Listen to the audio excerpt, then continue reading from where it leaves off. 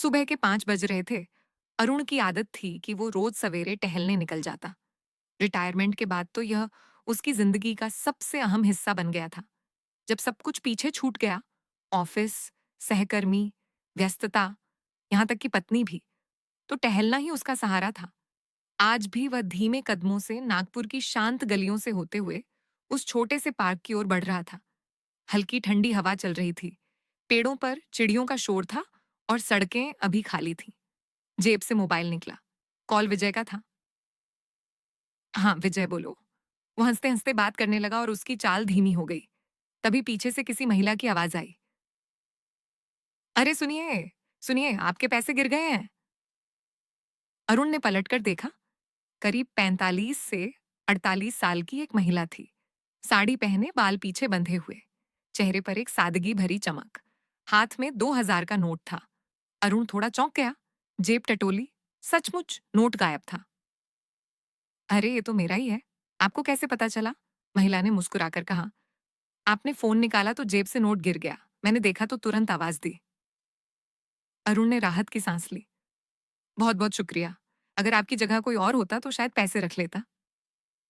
महिला हल्के से हंसी। 2000 रुपए लेकर मेरा कौन सा भला हो जाता। ईमानदारी ही असली दौलत है। अरुण भी मुस्कुरा उठा। आप बिल्कुल सही कह रही हैं। खैर, धन्यवाद। वो नोट लेकर आगे बढ़ गया, पर चलते चलते बार बार उस महिला की छवि उसकी आंखों में घूमती रही।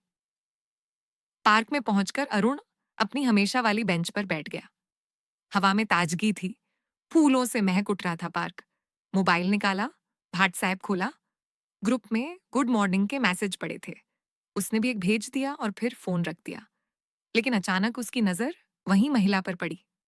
वही जिसने पैसे लौटाए थे।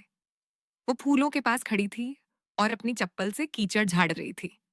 सुबह की रोशनी उसके चेहरे पर पड़ रही थी और उसके चेहरे की सुंदरता और भी निखर गई थी।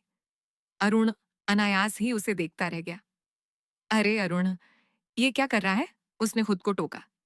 लेकिन जब महिला ने उसकी ओर देखा और हल्की मुस्कान दी, तो अरुण के दिल में जैसे हल्की सी गूंज उठी। महिला धीरे धीरे उसकी ओर बढ़ी। अरे, आप यहाँ हैं? मैं रोज टहलने आती हूँ। सुबह की ताजगी पूरे दिन का मूड बदल देती है। अरुण ने सिर हिलाया। सही कह रही हैं आप। मेरी भी यही आदत है। थोड़ी बातें हुई और फिर अरुण घर की ओर निकल पड़ा, पर रास्ते में अचानक रुककर बोला। सुनिए, अगर आप मना ना करें तो चलिए पास की टपरी पर एक चाय पीते हैं। आज आपने मेरे पैसे लौटाए, तो इस छोटे से धन्यवाद के तौर पर। महिला थोड़ी हिचकिचाई। अरे नहीं, इसकी क्या जरूरत है? अरुण ने जिद की। नहीं नहीं, एक चाय से क्या होगा, मेरी तरफ से छोटा सा गिफ्ट समझ लीजिए। महिला मुस्कुरा दी। ठीक है, जब आप इतना कह रहे हैं तो।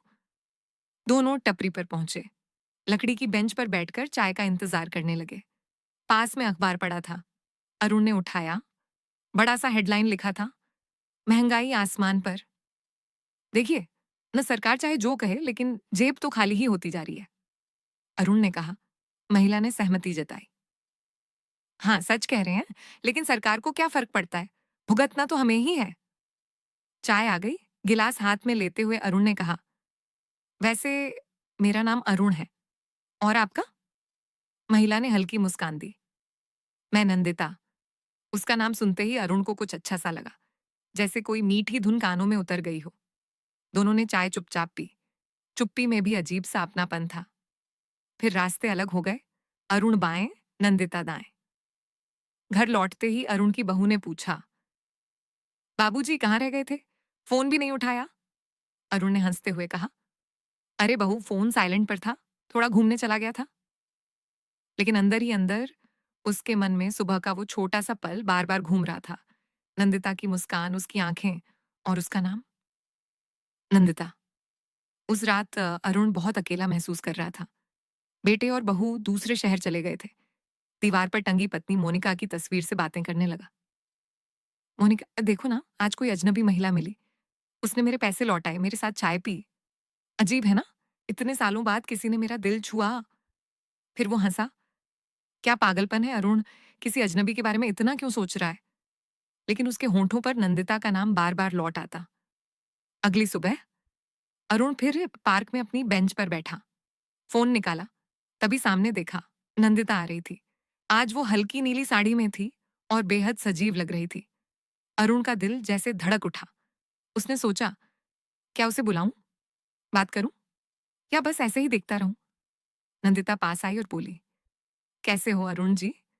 अरुण मुस्कुराया, मैं ठीक हूं, और आप? मैं भी ठीक हूं, उसने कहा और बेंच पर उसके बगल में बैठ गई। आज पहली बार दोनों ने लंबी बातें की, खुद के बारे में, अपने परिवार के बारे में, अकेलेपन के बारे में। अरुण को लगा जैसे कोई अनकही दीवार टूट रही है। नंदिता की हंसी उसे भीतर तक छू गई। पार्क की उस बेंच पर अरुण और नंदिता की बातें खत्म ही नहीं हो रही थीं। कभी राजनीति, कभी बच्चों की पढ़ाई, कभी मोहल्ले की महंगाई। दोनों ऐसे बातें कर रहे थे जैसे बरसों पुराने दोस्त हों।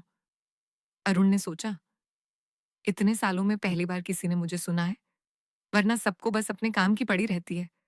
न बहू सुनती है, न बेटा, और न ही पड़ोस वाले। नंदिता भी सोच रही थी, कितने अच्छे हैं ये, कितनी सहजता से बात करते हैं। पता ही नहीं चलता कि उम्र में इतने बड़े हैं, और आंखों में कुछ तो है जो खींच लेता है। दिन बीतते गए। अब लगभग रोज ही दोनों पार्क में मिल जाते। कभी 10 मिनट की बातें होती,